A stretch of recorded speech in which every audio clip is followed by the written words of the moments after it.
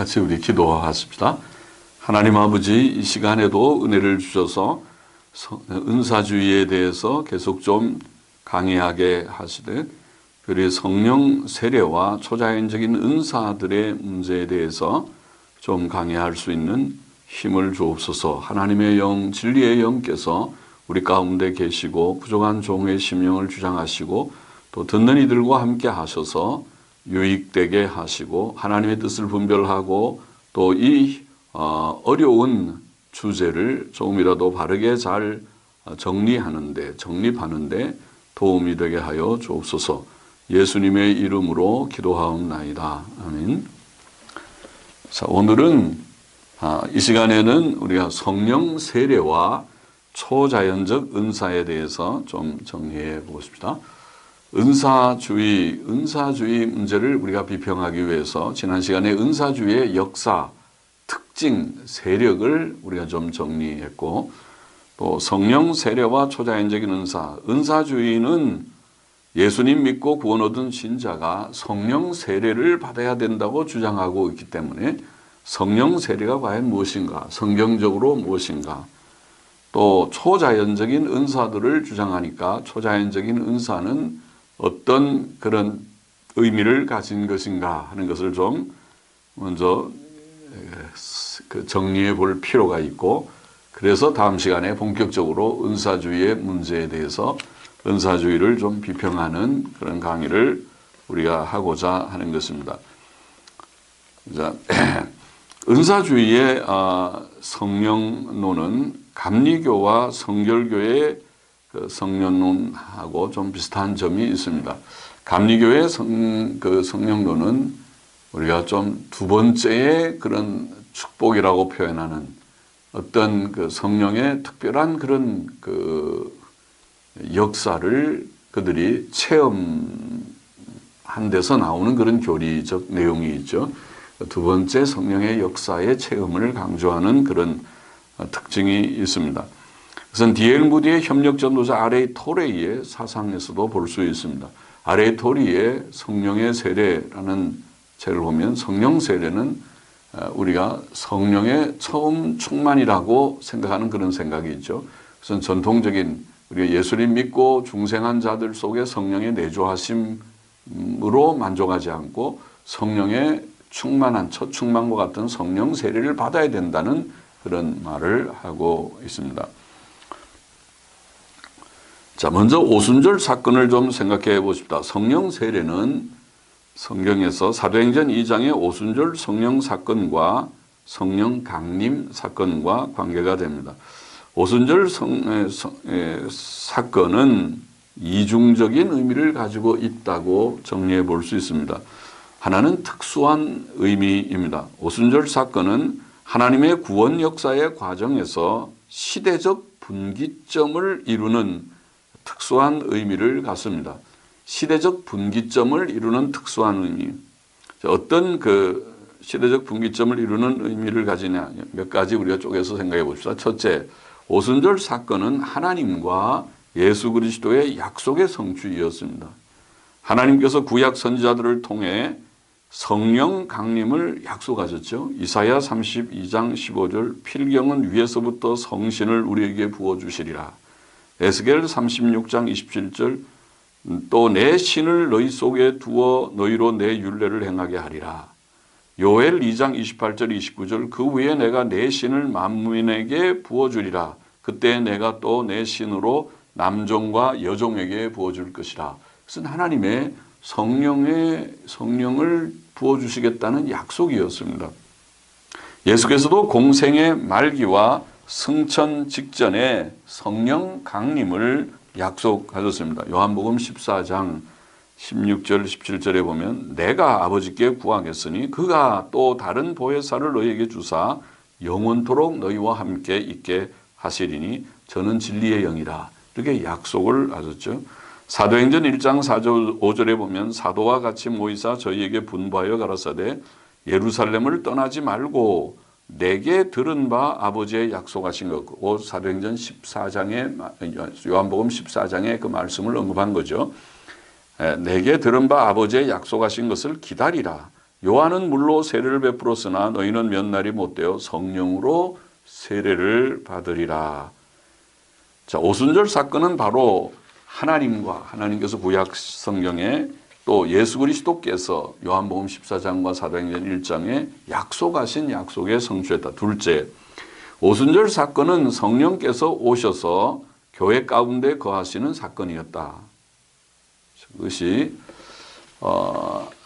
시대적 분기점을 이루는 약속의 성취고 성령께서 이제는 세상에 내려오셔서 교회 가운데서 역사하시는 구약시대에도 때때로 개별적인 그런 인물들에게서 역사하셨죠. 사사들에게, 선지자들에게 역사하셨지만은 이제는 그것이 아니라 교회 가운데, 성도들 가운데 내려오셔서 그들 육체 가운데 임하시는 그런 사건입니다. 그리스도께서 이루신 속죄 사건의 근거에서 성령께서 세상에 오셔서 신약교회 속에 영원히 거하시게 되었습니다. 신약교회는 구약교회가 경험하지 못했던 성령의 영원한 내주하심을 경험하게 되었습니다.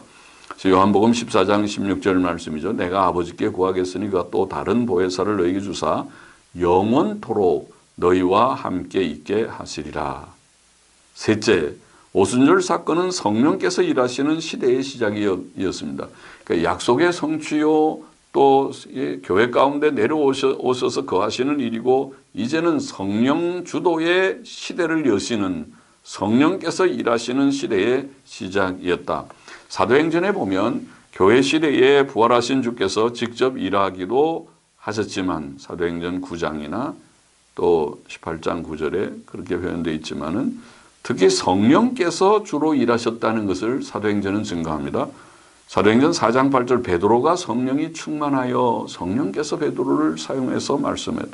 또 8장 29절에 성령이 빌립더로 이르시되 8장 39절에 주의 영이 빌립을 이끌어 간지라. 10장 19절에 성령께서 저더러 말씀하시되 또 13장 2절에 성령이 가라사대 15장 28절에 처음 예루살렘 총회의 결과를 말하면서 성령과 우리는 16장 6절에 성령이 아시아에서 말씀을 전하지 못하게 하시거늘 16장 7절에 예수의 영이 허락지 아니하시는지라.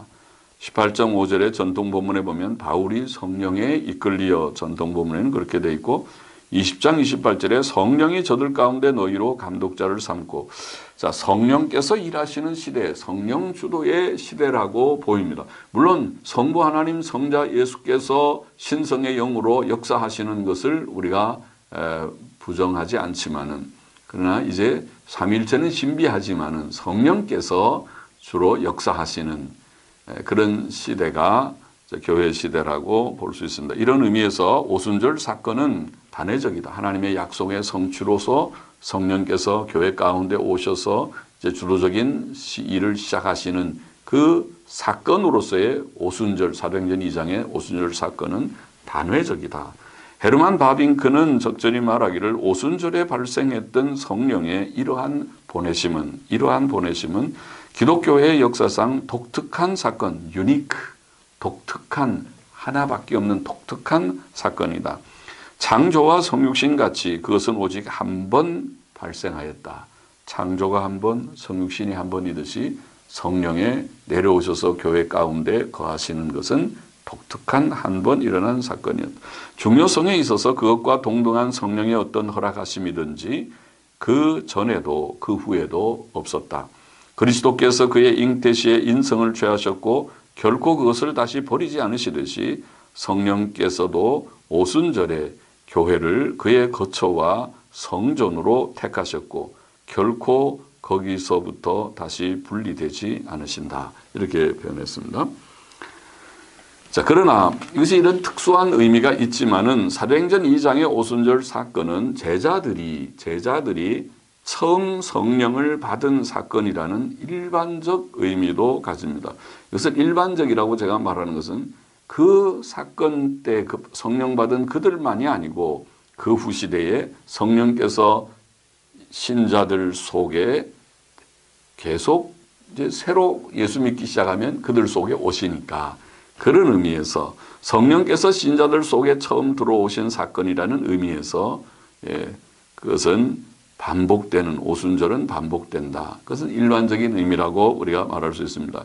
죄인들이 구원받을 때마다 성령께서 그들 속에 들어가시고 그들을 인치십니다.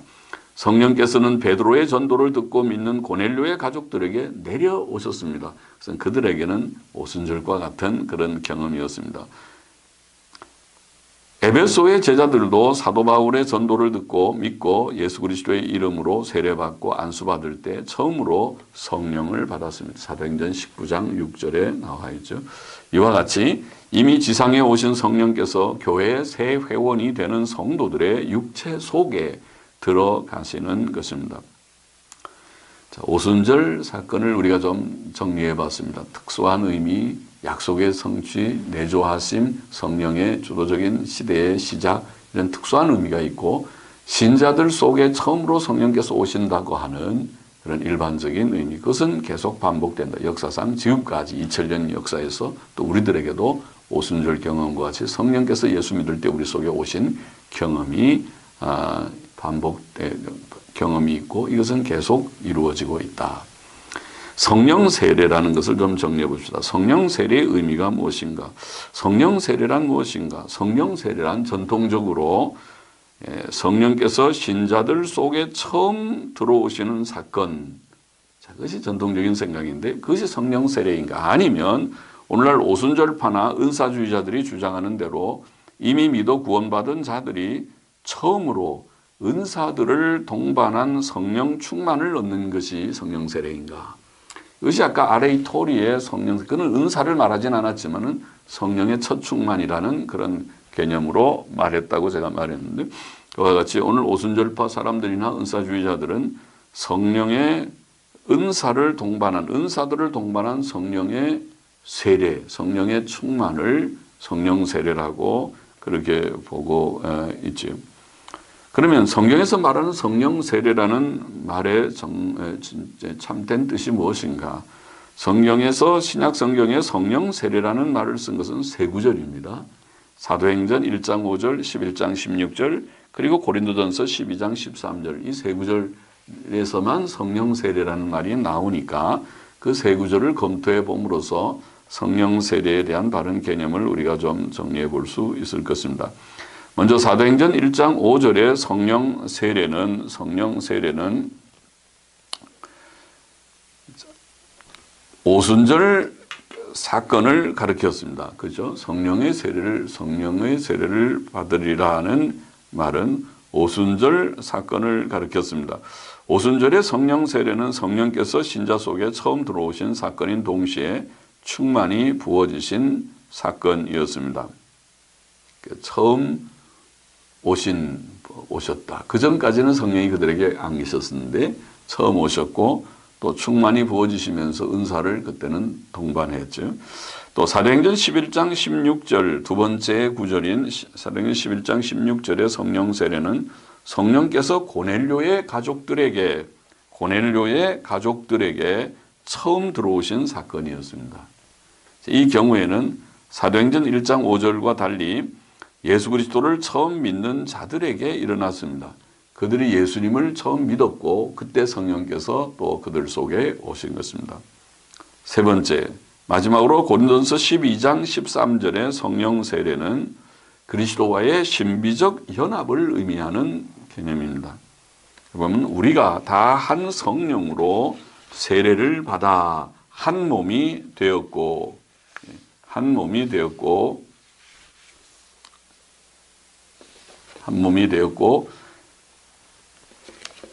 이렇게 되어 있습니다. 우리가 다 한 성령으로 세례를 받아 한 몸이 되었고, 자, 이 한 성령으로 세례를 받아 한 몸이 된 이것이 구원 사건이죠. 중생 사건입니다. 예수 그리스도를 믿는 것과 동일한 사건이라고 볼 수 있죠. 그러면 이 세 구절을 다 만족시킬 수 있는 성령 세례 개념이 무엇인가? 성령 세례 개념이 무엇인가? 그것은 성령께서 신자들 속에 최초로 들어오시는 사건이라는 전통적인 개념이 바로 이 세 구절을 다 만족시키는 것이죠. 성령께서 최초로 오셨습니다. 1장에도 오순절 사건도 또 고넬료 사건도 또 고린도전서 12장 13절의 말씀도 그것은 성령께서 최초로 들어오시는 사건이다. 그런 말이죠. 그때의 1장이나 우리 11장의 사도행전 1장이나 11장에는 은사를 동반했던 것뿐이죠. 그러니까 성령께서 처음 오신 사건입니다. 자, 이것은 오순절 사건의 일반적 의미와 동일하다고 하겠습니다. 앞에서 우리가 오순절 사건의 특수적 의미, 일반적 의미 할 때 일반적 의미와 동일합니다. 성령 세례란 그러므로 성령께서 신자들 속에 처음 들어오시는 사건입니다. 그것은 곧 신자의 중생 사건과 동일하다고 하겠습니다. 신자는 중생 시에 성령을 받으며 그것이 성령 세례라고 말할 수 있습니다. 중생 시에 받는 성령을 성령 세례라고 부르는 것은 그 시간 성령께서 우리의 더러운 죄를 씻으시고, 세례는 씻는 의식이죠. 죄를 씻으시고 우리의 죽었던 영혼을 살리시기 때문에 그것을 성령 세례라, 성령께서 우리를 중생시키시는 죄 씻음과 새 생명을 주시는 사건이라고 부를 수 있을 것입니다. 그것은 성령의 구원하시는 사건입니다. 오순절파는 사도행전 1장 5절에 근거해서 신자가 두 번째 경험으로 성령 세례를 받는다고 주장하지만은 오순절 이전의 제자들과 오늘 우리는 상황이 다릅니다. 오순절 이전의 제자들은 성령을 받기 전이었지만 오늘 우리는 믿을 때 이미 성령을 받았습니다. 믿을 때 성령을 받았습니다. 자, 그러면 성령 세례의 시간을 좀 정리해 보십시다. 성령 세례의 시간에 관해서는 사도행전 2장의 오순절 사건 이전과 오순절 사건 이후를 구분해야 합니다. 오순절 사건 전에는 사람들이 예수님을 믿은 후에 성령을 받았습니다. 제자들은 성령을 받기 전에 예수님을 믿었고 이미 중생했습니다. 그렇게 보입니다. 요한복음 13장 10절에 보면 예수께서 가라사대 이미 목욕한 자는, 목욕을 했다고, 목욕은 그 죄 씻음을 상징했거든요.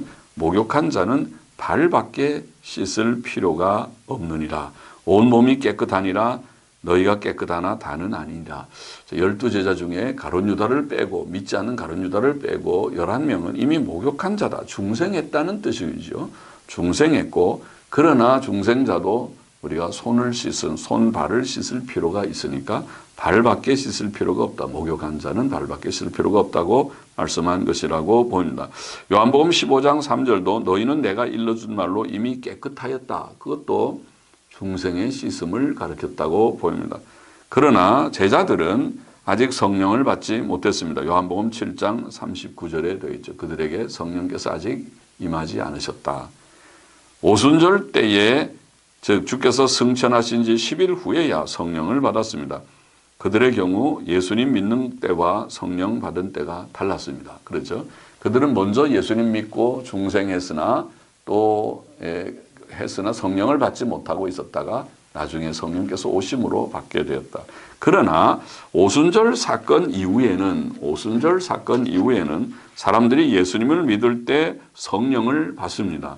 사도행전 10장 11장의 고넬료의 경우에 예수 믿는 것과 성령 받는 것, 예수님 믿는 것과 성령 받는 것이 동시적이었습니다. 동시적이었습니다. 그것은 별개의 사건이 아니었습니다. 사도행전 19장에 기록된 에베소 제자들의 경우도 그들이 예수 그리스도에 관해 듣고 믿고 그의 이름으로 세례를 받고 안수받을 때에 성령을 받았습니다.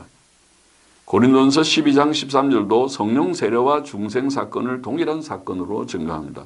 우리가 다 한 성령으로 세례를 받아 한 몸이 되었고 우리는 중생함으로 한 몸이 됩니다. 그래서 오순절 사건 이후에는 다 믿는 것과 세례의 성령 받는 것이 동시적이지 그렇게 시간차가 있지 않다. 더욱이 신약 성경은 예수 믿는 자들이 다 성령을 받았다고, 예수님 믿는 자들이 다 성령을 받았다고 가르칩니다. 로마서 8장 9절에 누구든지 그리스도의 영이 없으면 그리스도의 사람이 아니라, 그리스도의 영은 곧 성령을 가리킨다고 보입니다. 그리스도의 영, 성령이 없으면 그리스도의 사람이 아니다. 에베소서 1장 13절에 그 안에서 너희도 진리의 말씀 곧 너희의 구원의 복음을 듣고 그 안에서 또한 믿어 약속의 성령으로 인치심을 받았으니, 우리가 복음 말씀, 예수 그리스도의 구원의 복음을 듣고 믿었을 때에 약속의 성령으로 인치심을 받았다. 그렇게 그것은 성령께서 우리 가운데 내주하심을, 우리 육체 가운데 오심을 가르쳤다고 보입니다. 그것이 성령의 내주하심이 곧 인치심이다. 성령 받은 것입니다. 요한일서 2장 20절 29절에도 너희는 거룩하신 자에게서 기름 부음을 받고, 기름 부음이라고 표현했습니다. 모든 것을 나누니라. 또 너희는 주께 받은 바 기름 부음이 너희 안에 거하나니 아무도 너희를 가르칠 필요가 없고 오직 그의 기름 부음이 모든 것을 너희에게 가르친다. 기름 부음을 모든 성도들이 받았다고 표현하고 있습니다. 그들 중에 일부만 받고 일부는 받지 않았다는 그런 말씀을 하지 않았습니다. 고린도전서 12장 3절도 성령으로 아니하고는 누구든지 예수를 주시라 할 수 없느니라. 우리가 예수님을 주님이라고 부를 수 있다는 것은 바로 우리 가운데 오신 성령의 역사로 되어진 것이라고 증거하고 있습니다. 또 세례라는, 성령 세례, 세례라는 말은 죄 씻음을 표현하죠. 우리말 그대로 씻는 세자죠. 세수 또 할 때 세례, 씻는 예식인데 죄 씻음을 뜻하는데, 신약 성경은 예수님 믿는 자들이 성령 안에서 씻음을 얻었다고 말합니다. 성령 안에서 씻음을 얻었다. 그것은 성령 세례와 같은 뜻이죠. 고린도전서 6장 11절 주 예수 그리스도의 이름과 우리 하나님의 성령 안에서 씻음과 거룩함과 의롭다 하심을 얻었느니라. 성령 안에서 예수 그리스도와 이름과 우리 하나님의 성령 안에서 씻음과 거룩함과 의롭다 하시면 성령의 세례와 같은 의미라고 볼 수 있죠. 디도서 3장 5절에도 중생의 씻음과 성령의 새롭게 하심으로 하셨나니, 중생의 씻음과 성령의 새롭게 하심을 동의어로 사용하고 있다고 보이죠. 중생의 씻음과 성령의 새롭게 하심, 그것은 성령 세례와 동일한 개념이라고 봅니다. 단지 사도행전 8장 15절부터 17절에 기록된 사마리아 교인들은 예외적이었습니다. 오순절파는 특별히 이 구절에 주목하면서 이 구절에 근거해서 예수 믿는 것과 성령 받는 것이 다르다. 이 구절에 주목하고 근거해서 예수 믿는 것과 성령 세례 받는 것이 다르다고 주장을 합니다. 그러나 사도행전 8장 16절을 보면은 사마리아 교회의 경우가 예외적이라는 것을 그 본문도 보입니다. 여기 보면 이는 아직 한 사람에게도 성령 내리신 일이 없고 오직 주 예수의 이름으로 세례만 받을 뿐이라, 이렇게 되어 있죠. 세례만 그 말은, 그 표현은 예수님 믿고 세례 받으면 다 성령 받는 것이 일반적인데 그런데 이 사마리아 교인들은 물 세례는 받았지만 성령을 받지 못했다. 그런 표현이 아닙니까? 예외적이라는 표현이죠. 오직 주 예수의 이름으로 세례만이라는 표현은 사마리아 신자들이 성령 받지 못하는 것이 통상적인 일이 아니었음을 나타냅니다. 이 구절은 오순절 사건 이후에는 일반적으로 예수님을 구주로 믿고 세례받을 때 성령을 받는 법인데, 사마리아 신자들은 예수님을 믿고 세례받았음에도 불구하고 아직 성령을 받지 못했다는 뜻이 분명하지 않습니까? 자, 사마리아 교인들은 예외적이었습니다. 왜 그럴까? 그 예외적이었던 이유는 사마리아인들의 특별한 신분 때문이었을 것입니다. 거기에서밖에 우리가 이유를 찾을 수 없을 것입니다. 특별한 신분.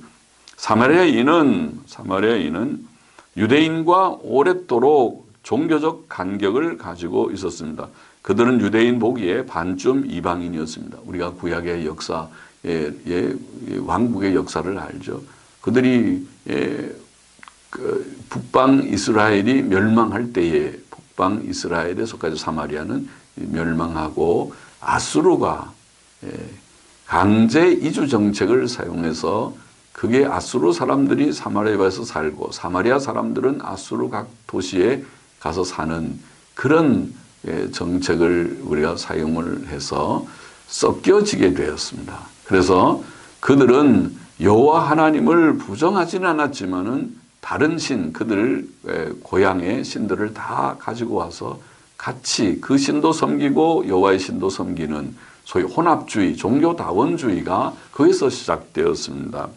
그래서 사마리아인들은 유대인들 보기에 저는 하나님을 말하긴 하지만 반쯤 이방인이다, 그렇게 여겨졌던 것입니다. 그러나 그렇다 하더라도 만일 처음부터 사도들이 그곳에 내려가 전도해서 마치 이방인 고넬료를 전도하듯이 그들에게 전도해서 예수님 믿는 자들을 얻었다면 성령 강림도 있었을지 모르겠지만은 사마리아에 복음을 전한 자는 사도가 아니고 집사 빌립이었습니다. 바로 이런 전 때문에 하나님께서는 사마리아인에게 성령 내리시는 일을 지연시키셨던 것 같습니다. 사도들이 했다 하더라도 나중에 고넬료에게 그 집에 들어갔다고 예루살렘에서 베드로 자신도 공박을 받았습니다. 그런데 만일 일개 집사가 전도해서 구원의 역사가 일어났다 하더라도 유다의 좀 그 완고한 그런 신자들이 그것을 잘 받아들이기 쉽지 않았을 것이라고 보입니다. 여하튼 이런 점 때문에 하나님께서는 사마리아인에게 성령 내리시는 일을 지연시키셨던 것 같습니다.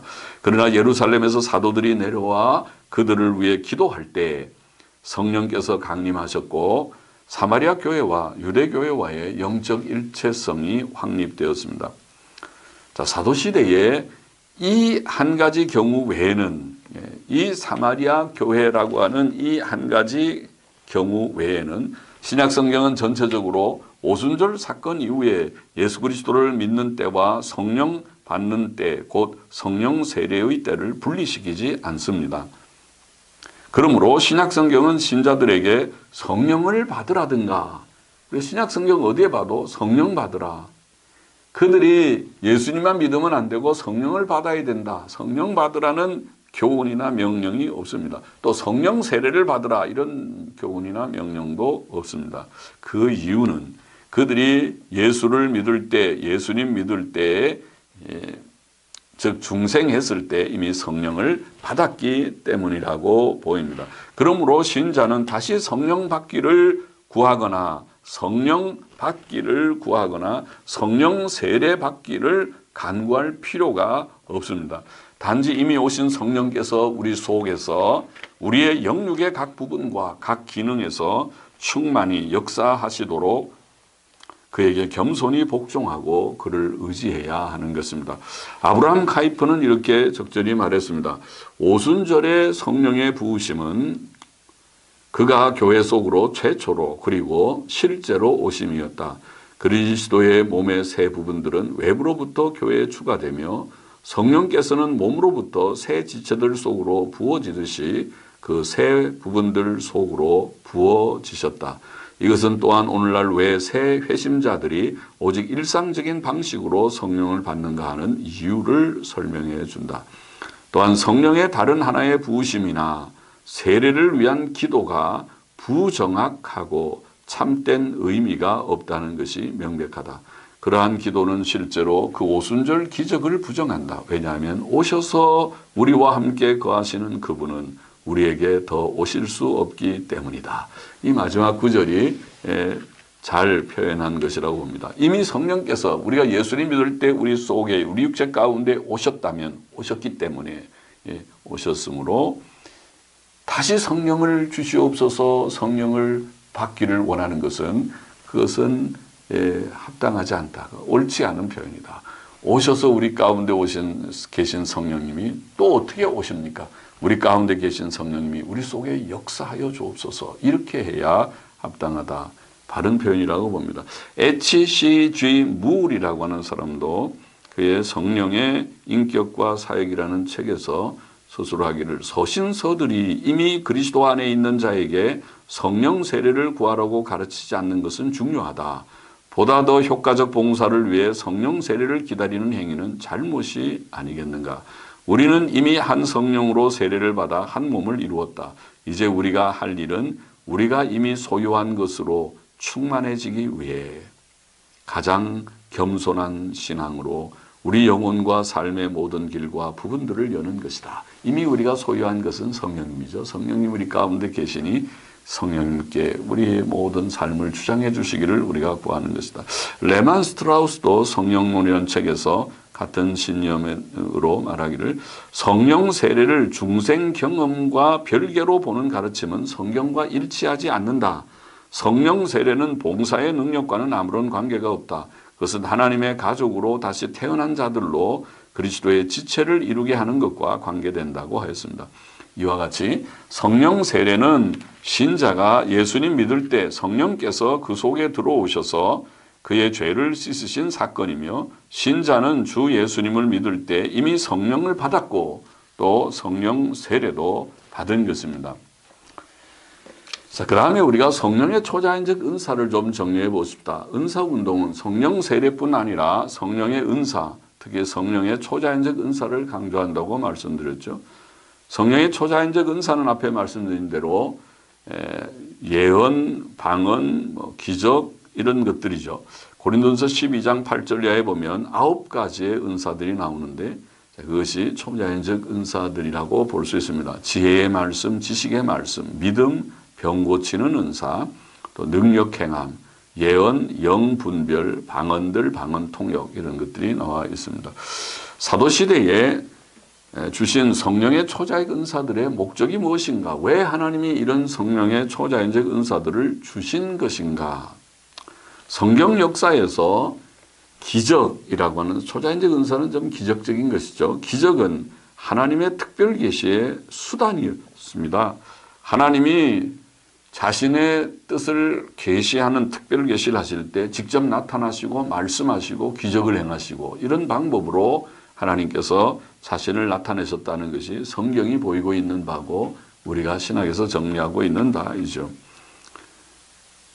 그러면 사도시대의 성령의 초자연적 은사, 이 기적적인 은사들은 바로 하나님의 특별 계시와 관계가 있습니다. 특별 계시를 전달하거나 그것을 확증하는 그런 목적이 있다고 정리할 수 있습니다.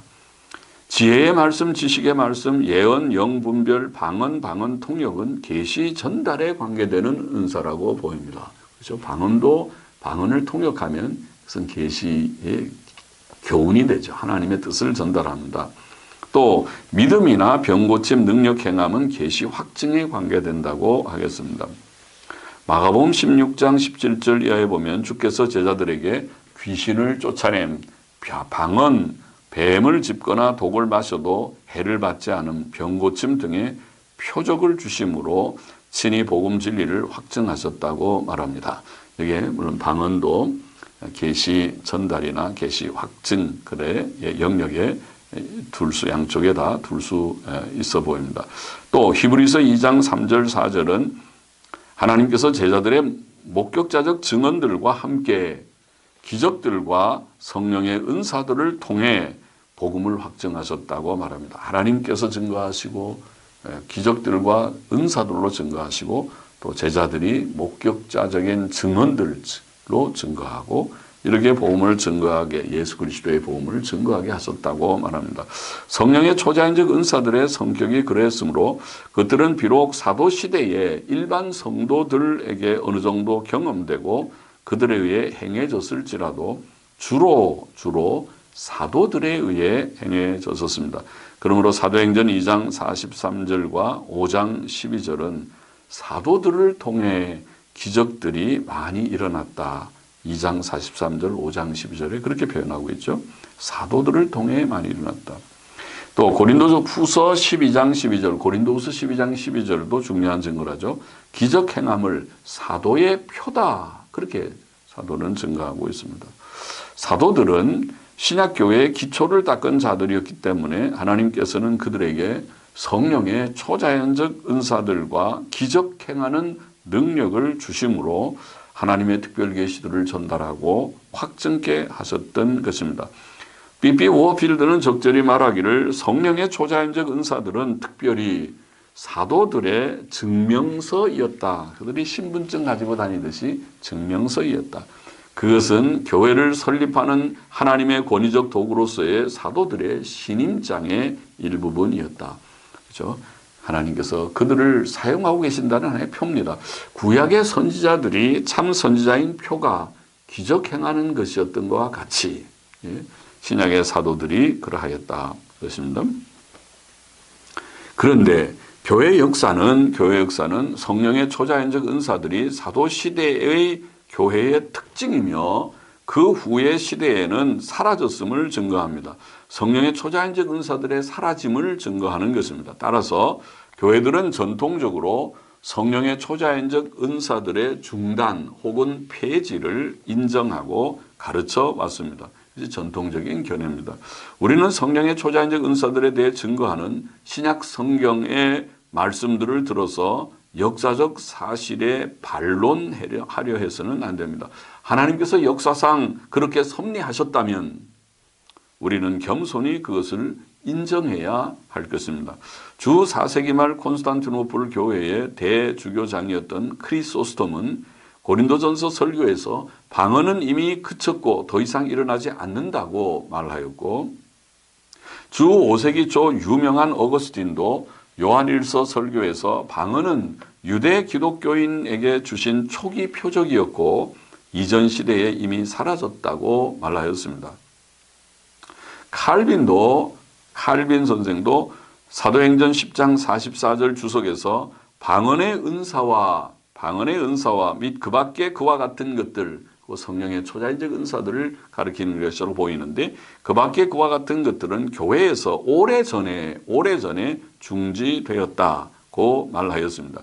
B.B. 워필드는 이 문제를 깊이 연구하면서 그의 책에서 말하기를 종교개혁 이후의 신학자들은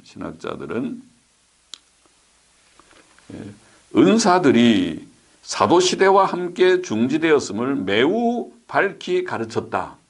종교개혁의 신학자들은 은사들이 사도시대와 함께 중지되었음을 매우 밝히 가르쳤다. 성령의 초자연적 은사들은 사도시대 교회의 특징이었고 오직 사도시대에 속하였다.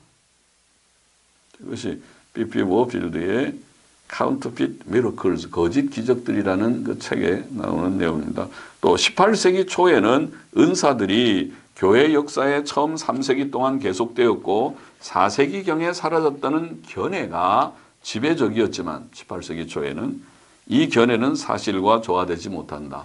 이 그 Counterfeit Miracle이라고 하는 거짓 기적이라는 이 책의 중요한 목적이 18세기 초의 그 견해들, 캐톨릭적인 그런 견해들을 반박하는 그런 목적이 있어 보입니다. 그럼 왜 사라졌는가? 성령의 초자연적 은사들이 사도시대의 특징이고 사도시대와 함께 사라졌다고 우리가 전통적으로 본다고 제가 말했는데 왜 그러면 사라졌는가?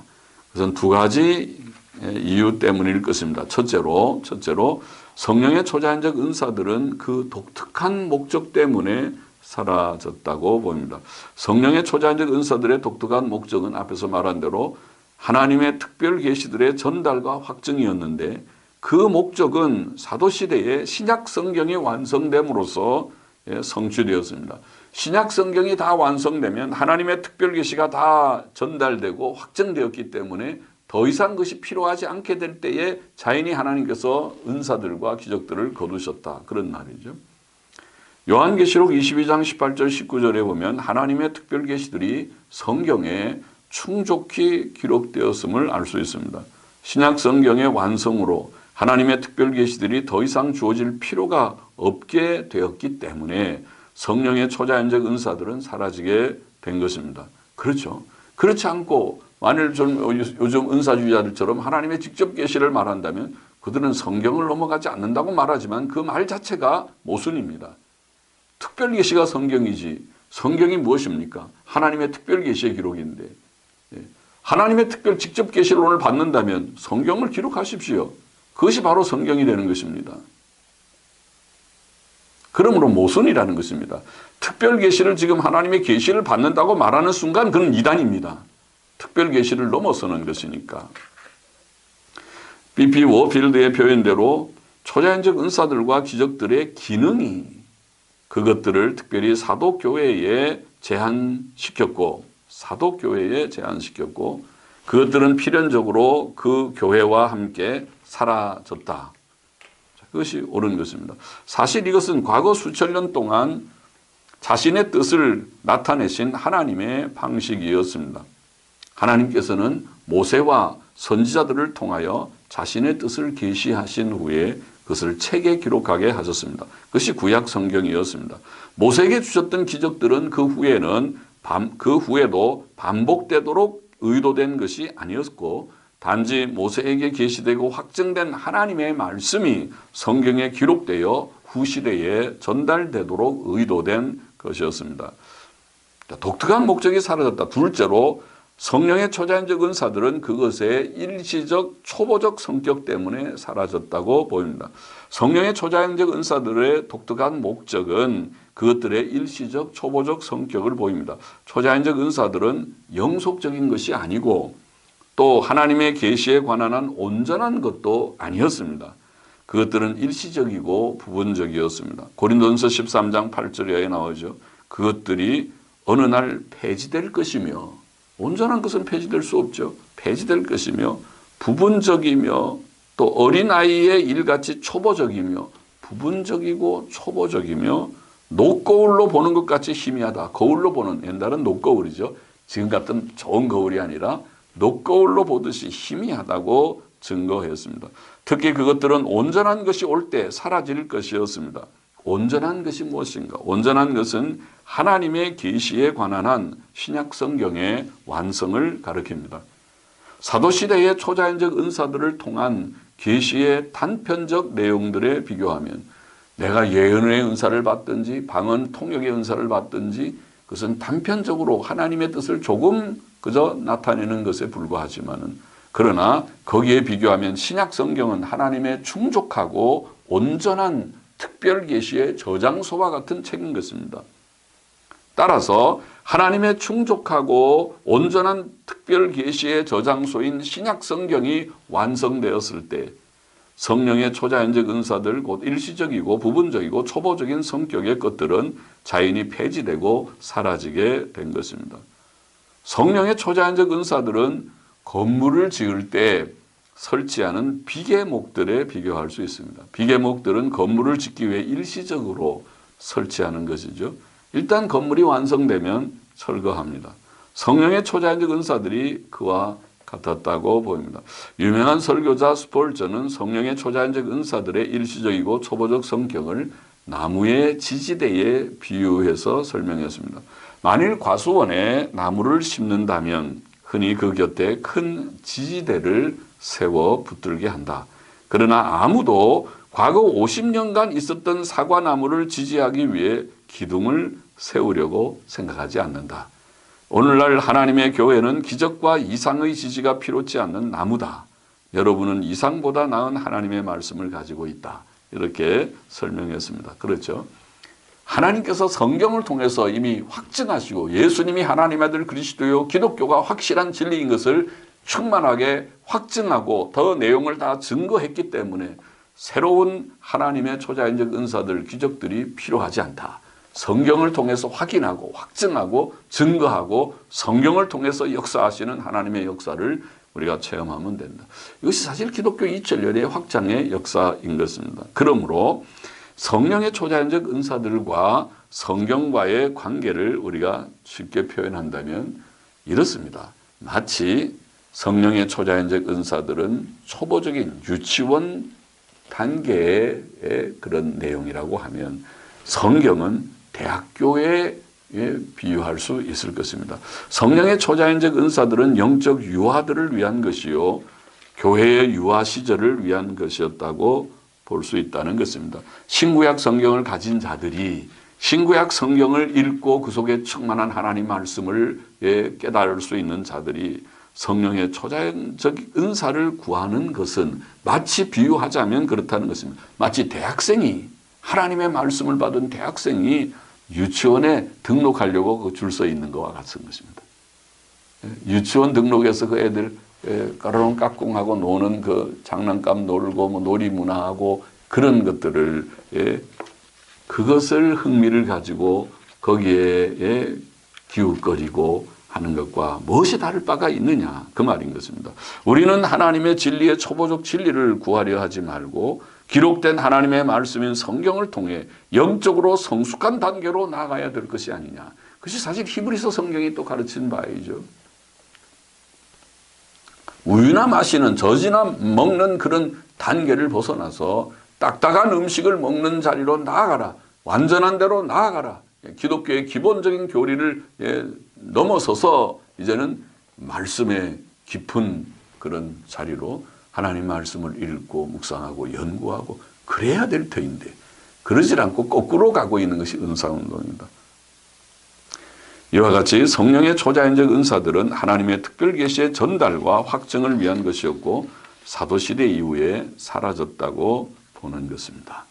자, 오늘은 이 강의는 요만큼만 하고 다음 시간에 은사주의에 대한 비평을 우리가 좀 생각해 보도록 하십시다. 같이 기도하십시다. 하나님 아버지 감사합니다. 이제 성령 세례와 초자연적 은사의 문제를 또 간단하게 정리해 볼 수 있게 하신 것을 감사합니다. 이것이 다 참고가 되어서 바른 생각, 성령 세례의 정확한 성경적 개념이 무엇이고 또 초자연적 은사의 목적이 무엇이고 또 그것이 언제 사라졌고 왜 사라졌는가 하는 것을 잘 정리할 수 있게 하셔서 오늘날 은사주의, 은사운동의 문제를 바르게 직시하며 잘 성경적으로 우리가 평가하고 판단할 수 있는 그런 모두들이 되게 도와주옵소서. 예수님의 이름으로 감사하며 기도하옵나이다. 아멘. 아멘.